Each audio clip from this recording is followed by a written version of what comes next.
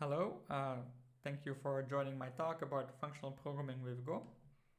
So a little bit about me, I am Dylan Meus. You can find me on GitHub, Medium and so on with the @DylanMeus tag. I am currently working as a tech lead at Deploy, where we are building a machine learning deployment platform and using Go as the main backend language, of course. So naturally I love Go, but I also love using functional languages. As we'll see, these do not have to be mutually exclusive things.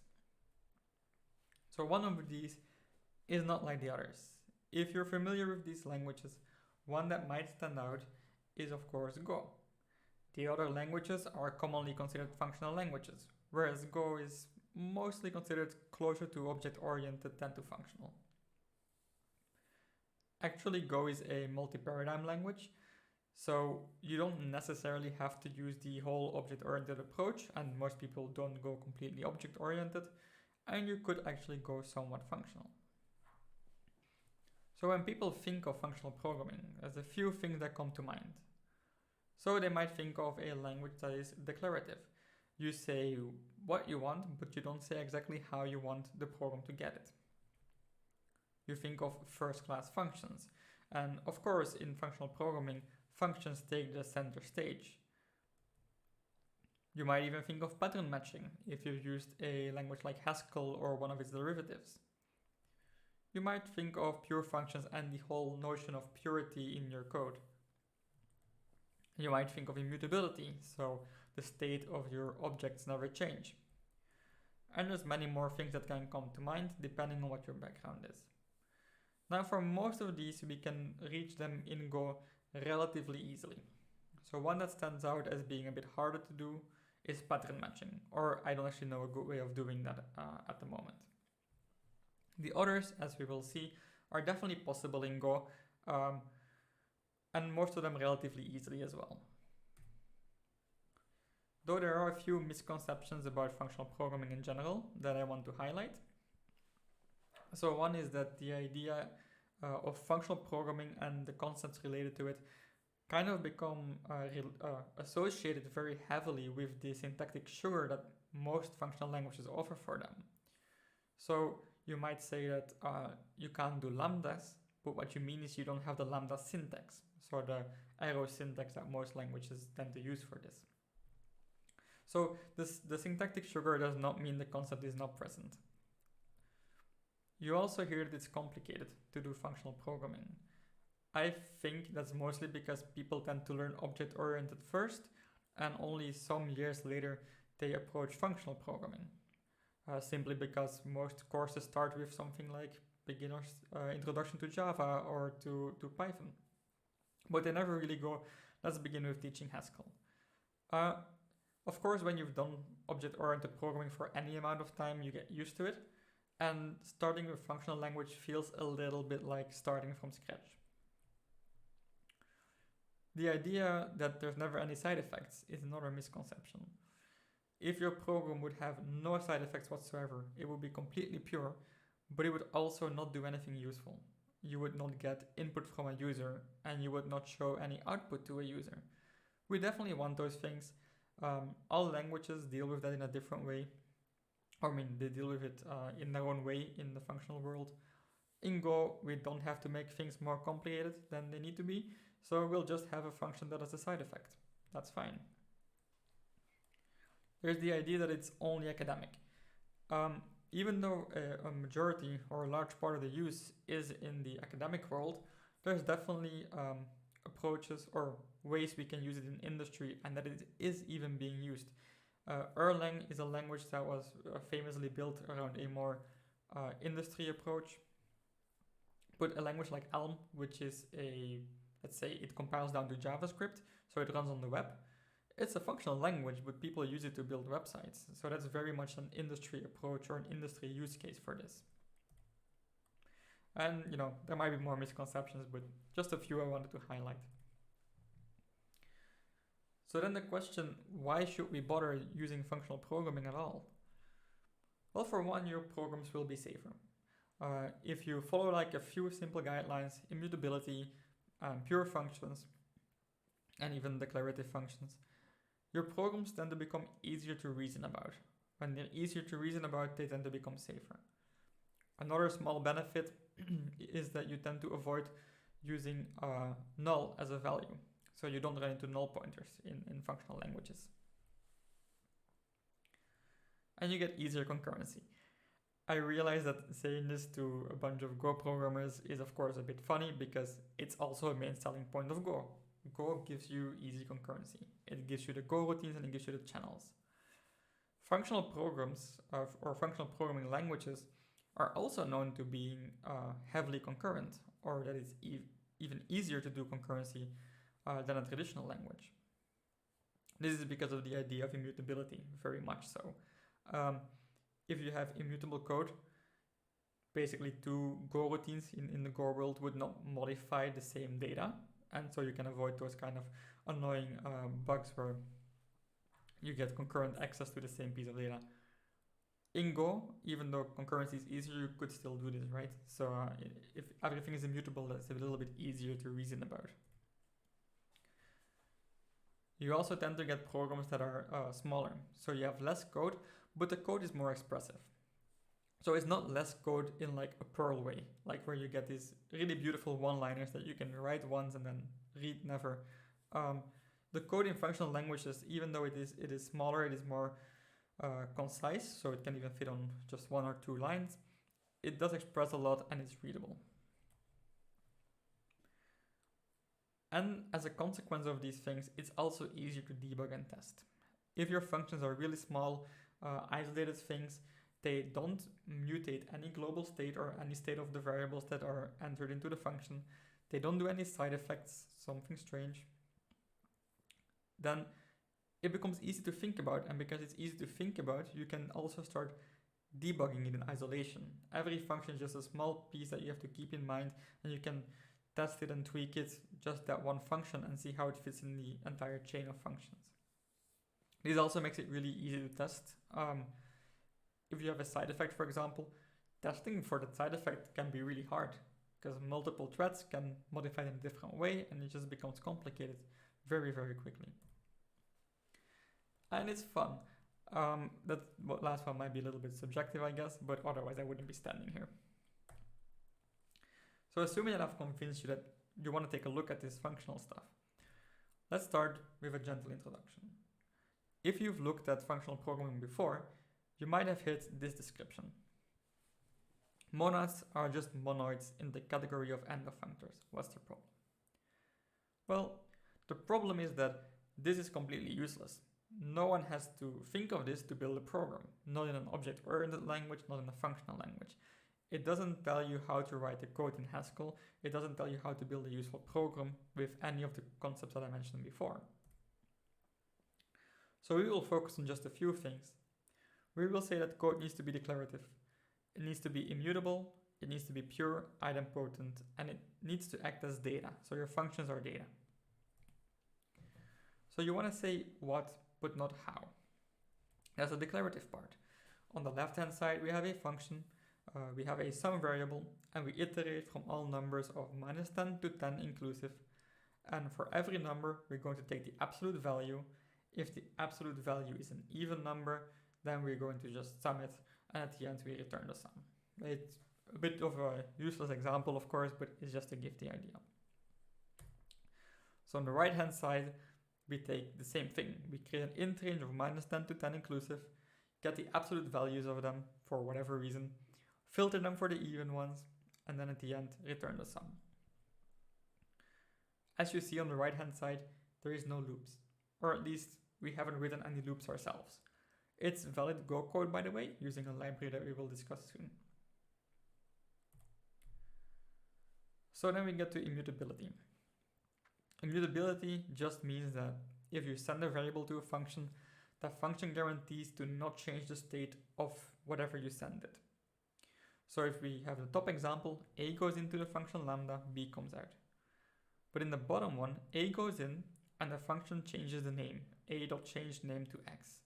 And then it could return a again, doesn't even have to, because it is changed. So to keep it immutable, we don't want state changes. We want our code, or well, as a result, our code will be more testable. And we can use these pieces of code, these immutable pieces of data, to get concurrency that is safer than if we were to mutate things. So an example in code of this, here we have a person method receiver, which is a pointer to a person, and we call the rename function.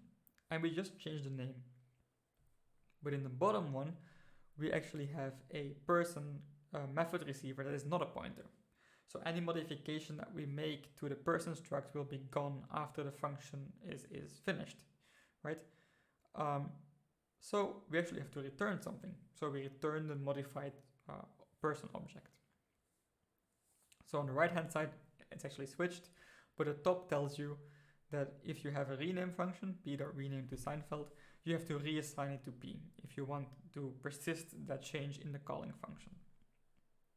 Now this might look a little bit strange or verbose, but if you think about it, when you create a slice and you want to add something to a slicing go, you're already doing this, right? So you're reassigning to the slice that you're appending to, and that's how you keep doing it. It's the same idea here. So then we get to the idea of pure functions versus side effect functions. A pure function, as we see on the left now, is a function that doesn't do anything with the state around it. It doesn't change the state of the system. So we send it a string in this case, and it returns hello plus that string. It never does anything weird. It doesn't write to a file, it doesn't read any input, it doesn't change a variable. In the bottom one, however, we have a call counter. So we want to know how often is this function being called. But doing that is a side effect. So every time the bad greeting is called, the counter is incremented by 1. Doing this makes this function incredibly hard to test, because you cannot test it across, like, let's say 10 tests concurrently. Well, what is the outcome after you run the function for your test? Well, you don't know, because you don't know which other function or which other test has already called the function, so you don't know what the call counter state will be. Of course, in this case, you could ignore it and just test for the input and the output and ignore the state of the system. In a more complicated test, the state of the system might become important. Or even worse, the state of the system might influence the output of your function, in which case it's completely impossible to test. But I did mention earlier that side effects can be kind of useful, because without them you don't have input or output for a user. So here on the right hand side we have a function from a audio library that I'm building, and it can generate music. Now, if we generate music, but we don't show the user the music, so we don't create a sound file or send it to the speakers or something, well, then it's kind of a useless program.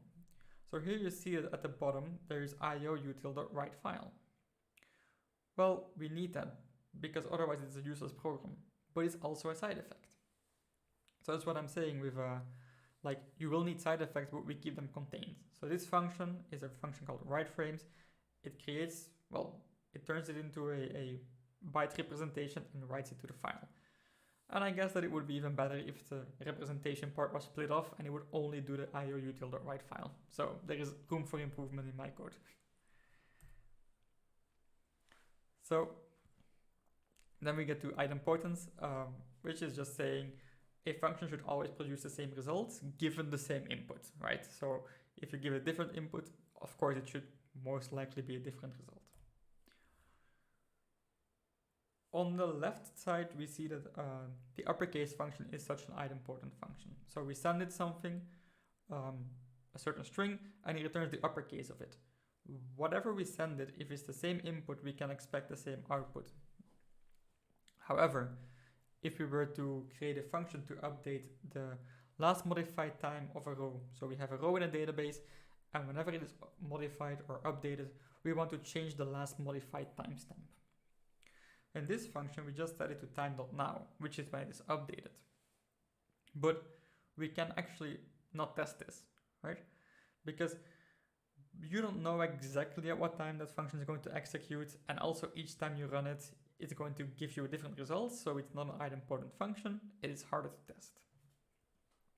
Now, we can make this testable quite easily, and we can make it idempotent quite easily by passing the time as a variable.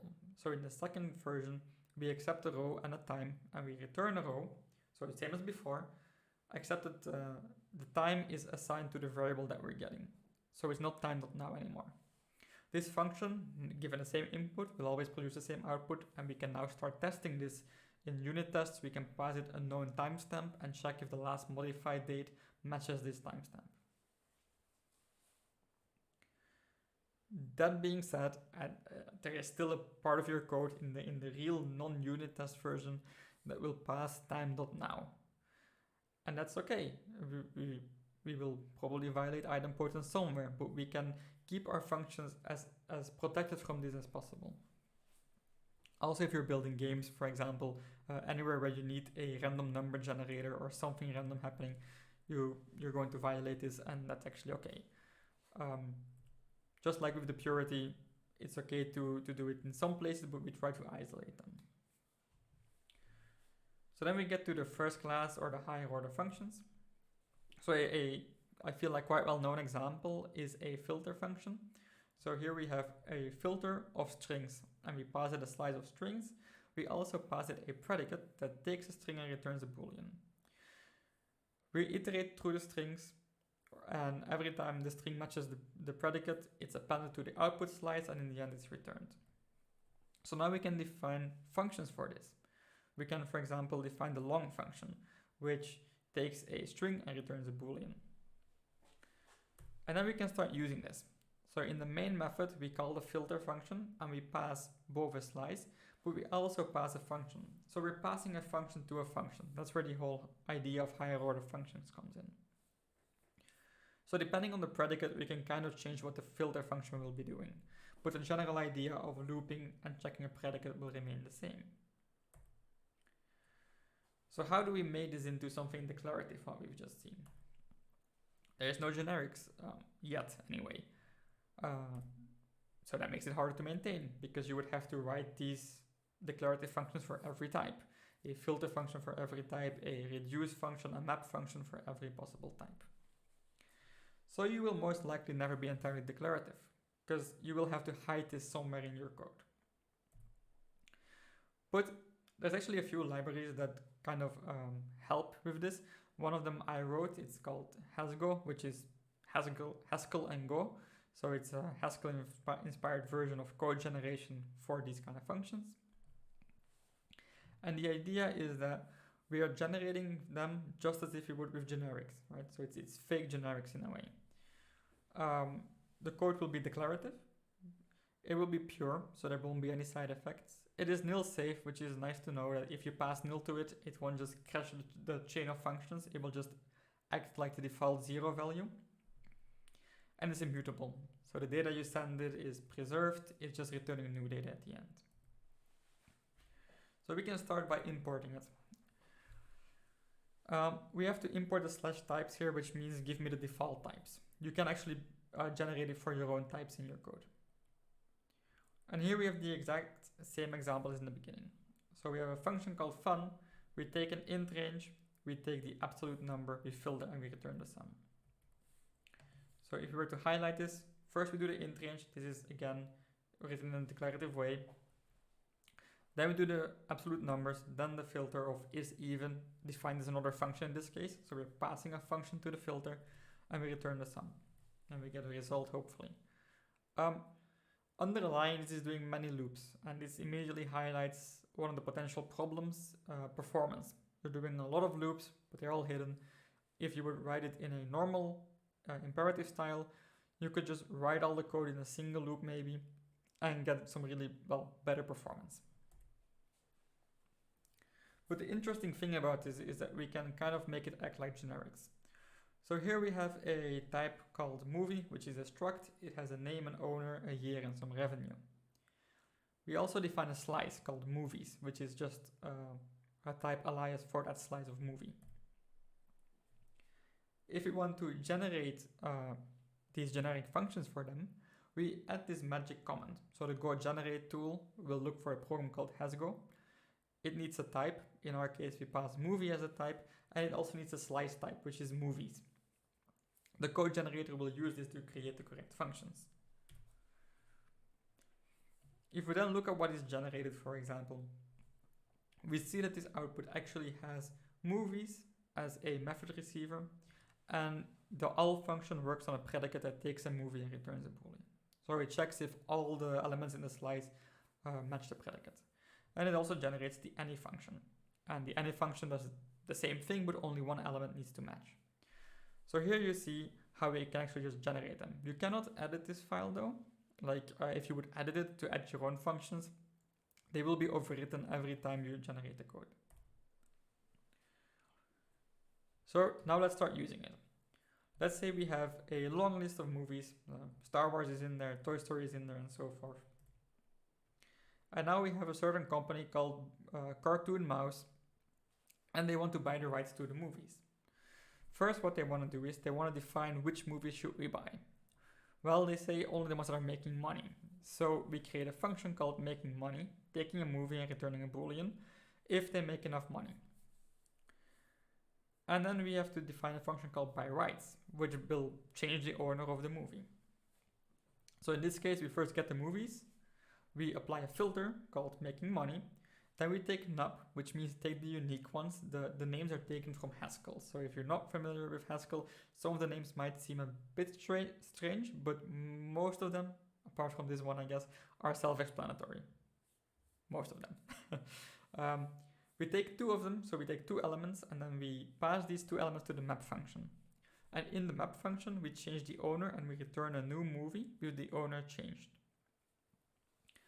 If you've used, well, actually a lot of languages have a map function now. If you used them before, you can kind of freely map between types.